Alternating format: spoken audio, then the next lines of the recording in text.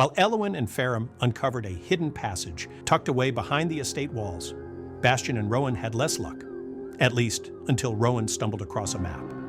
One marked with a single name, the first door.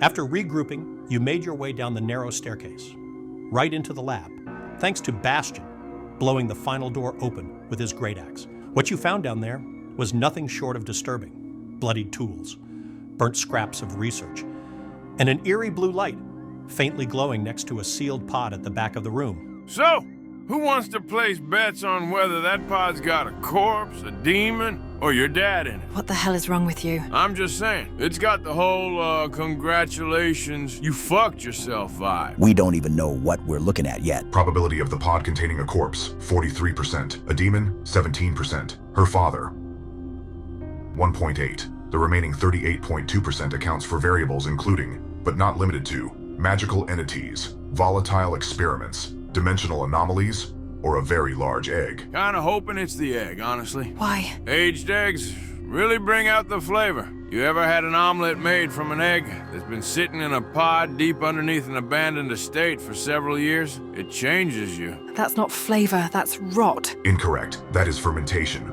a preservation process often mistaken for spoilage and a culinary technique used in multiple humanoid cultures. Preservation? That's not an egg, Ferrum.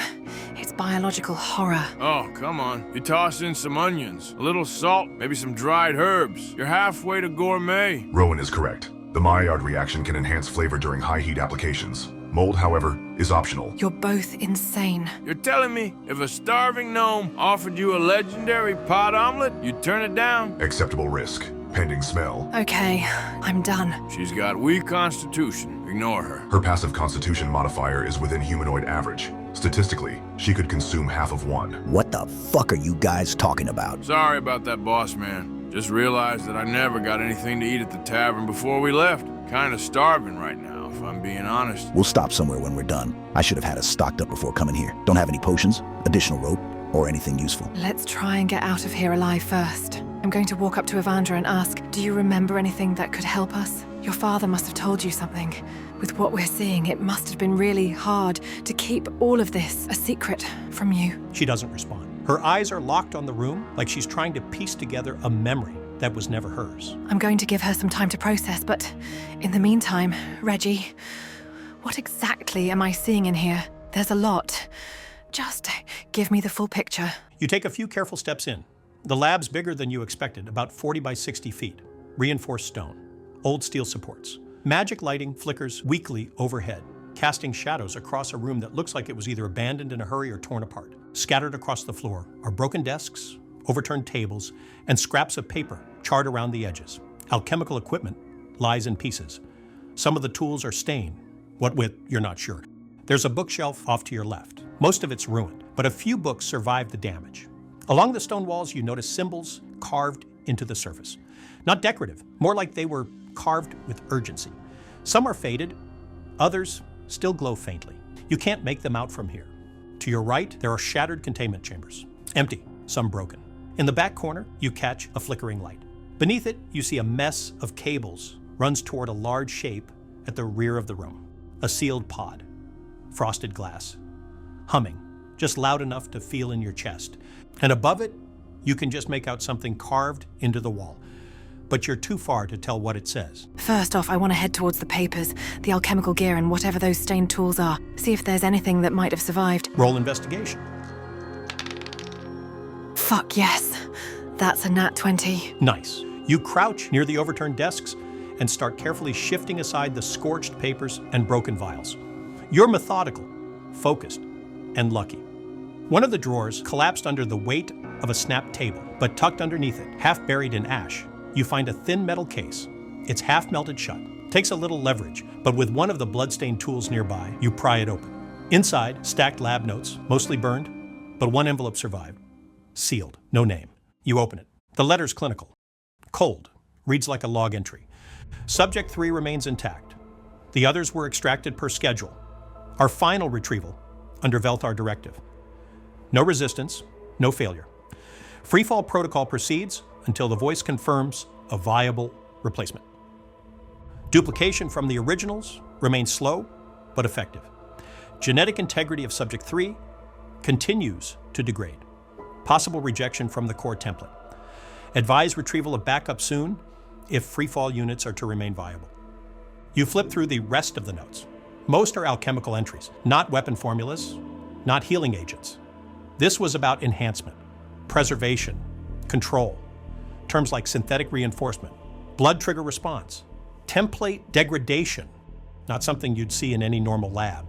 And the tools? They were for extracting. Black residue coats the ends, dry but still clinging. Okay, I'm gonna tell the others what I found. Subject 3 remains intact? The hell were they keeping in here? Cloning, reinforcement, something called freefall protocol. This wasn't just research. This sounds military. Freefall implies aerial drop.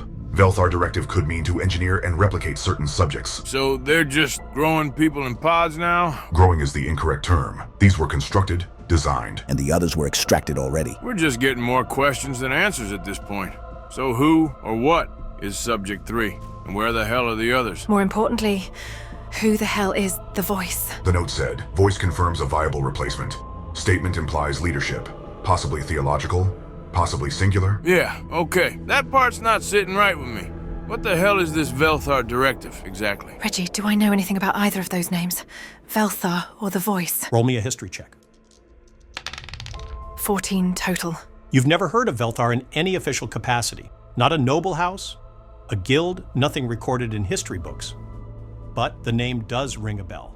During your travels, you remember hearing it once, whispered in the back of a library by an archivist. He mentioned a group, fringe, obscure, said they believed the gods were hiding something ancient, a kind of truth the Pantheon didn't want the world to rediscover. He didn't give you details. Could have been a cult, could have been a conspiracy, but he called them the Velthar.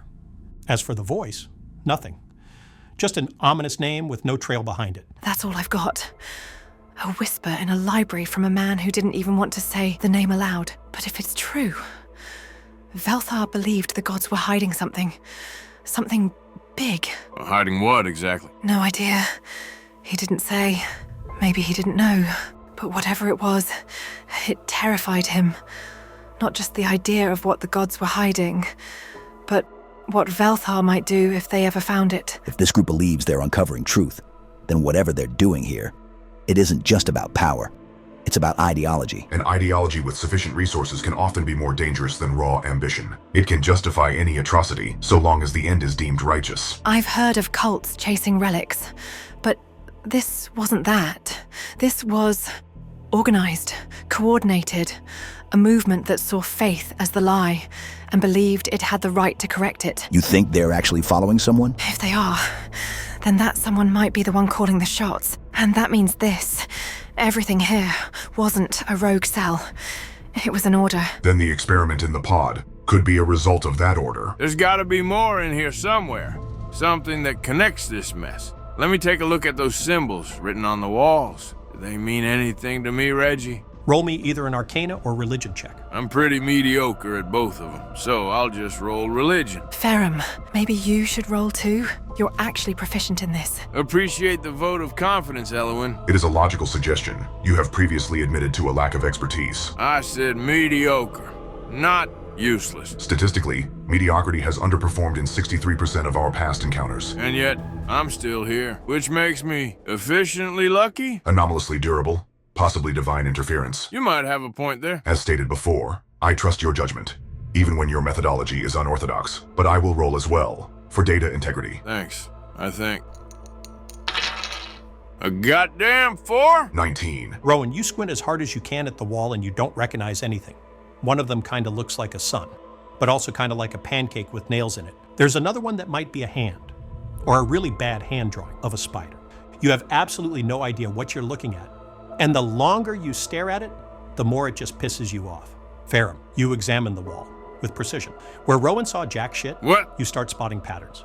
This is not just containment magic, it's a hybrid construct, a deliberate fusion of corrupted divine imagery and arcane suppression glyphs, woven into one brutal system. You've seen matrix runes before. You've studied arcane lattices. But this is something else. Whoever designed this didn't just copy divine patterns. They replicated the structure of sacred symbols, down to the geometry, only to twist them in the final layers, as if faith was a template to be exploited.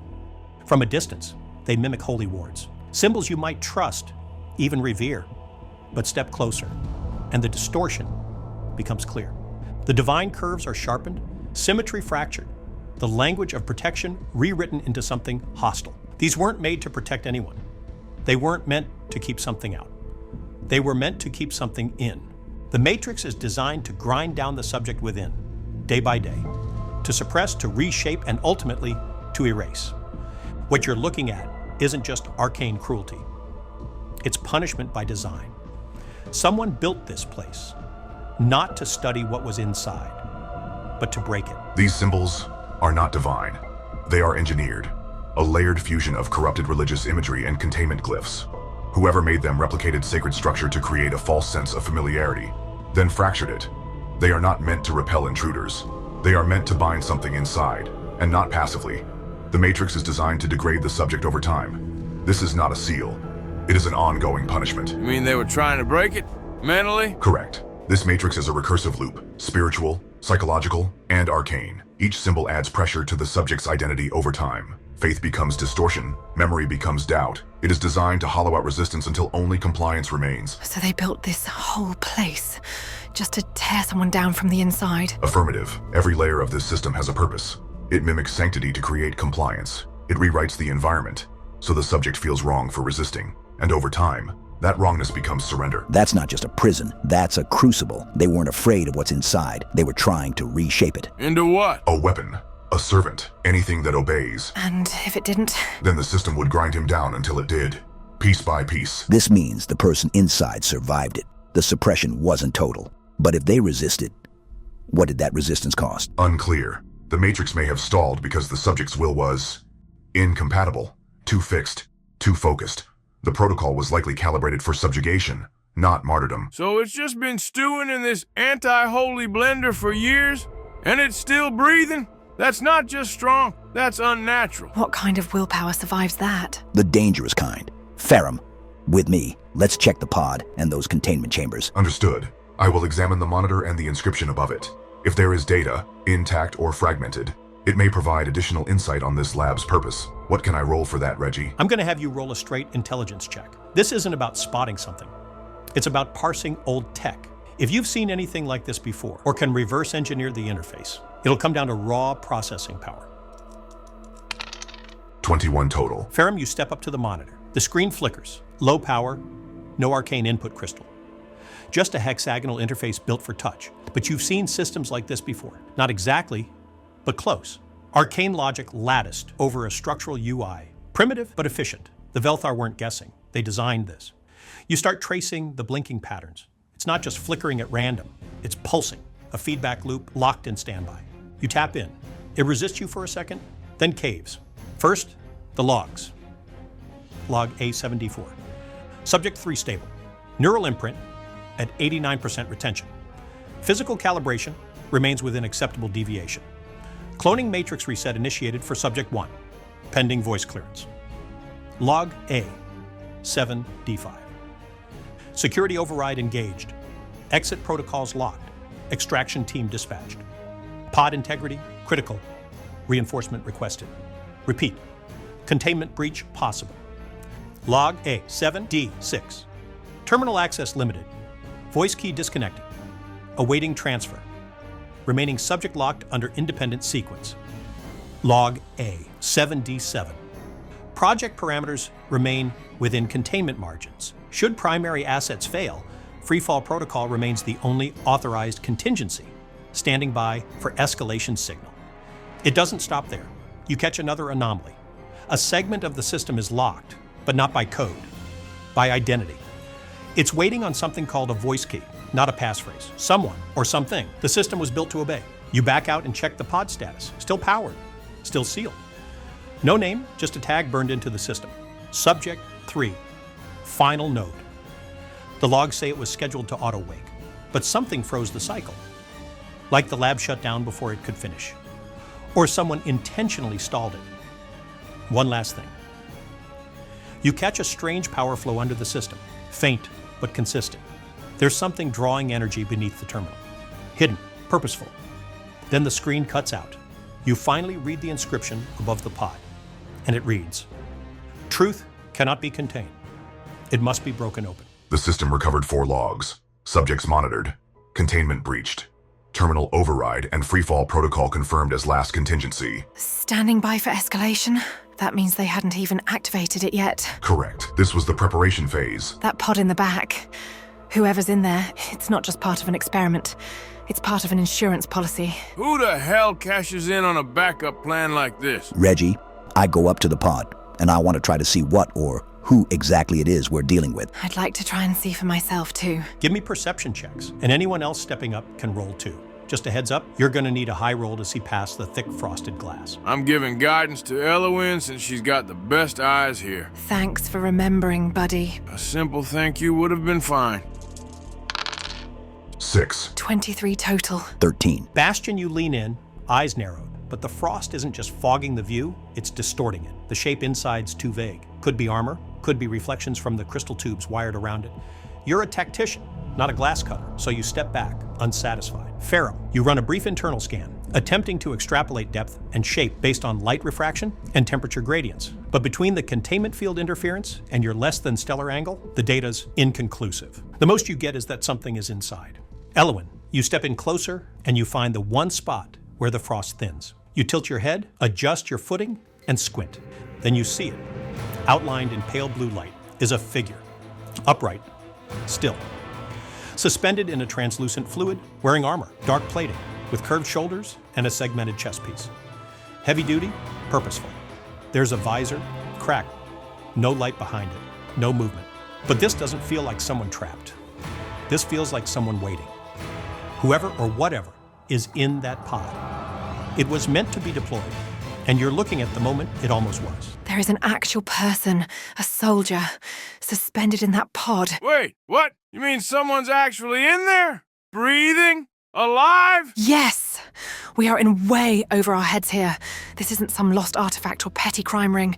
This is classified experimentation, cloning, gods know what else. We need to bring this to the right people. The Guard, the City Council, someone. Assessment acknowledged. All right, so let's get out of here. However, involving external authorities introduces risk. Like what? If the wrong group, or this Veltar, gains control of this information, or worse, the subject itself, the consequences could be catastrophic. If we are the ones who report this, we may be perceived not as informants, but as collaborators. So what? We just sit on it?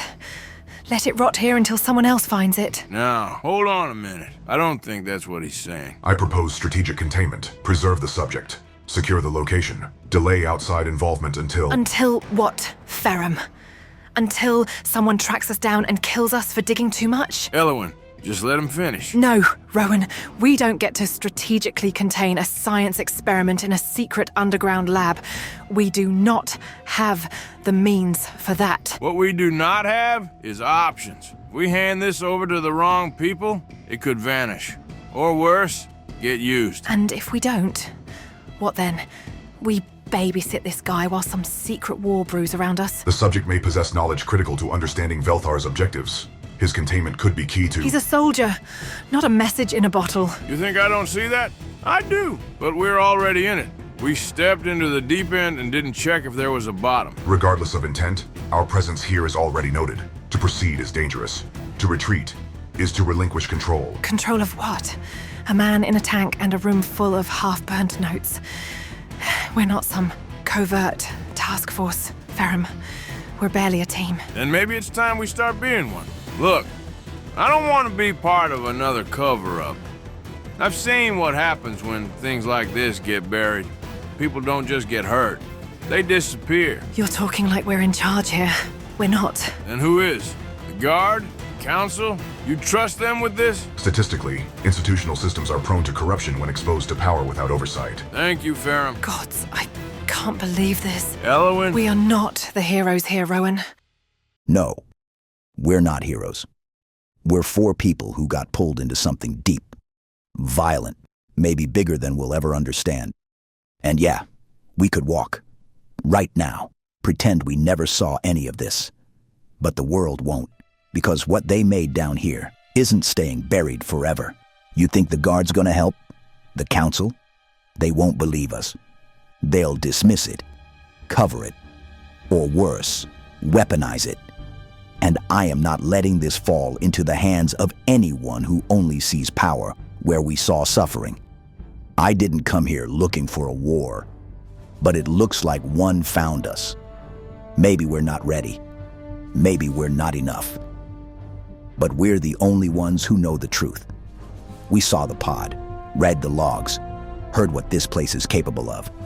And if this Velthar wants anything to do with this, then we're the only ones standing between them and whatever their plan is to use this for. And I've got a feeling that it isn't peaceful. You said we're barely a team, Elowen. You're right. We're not a team. We're a family.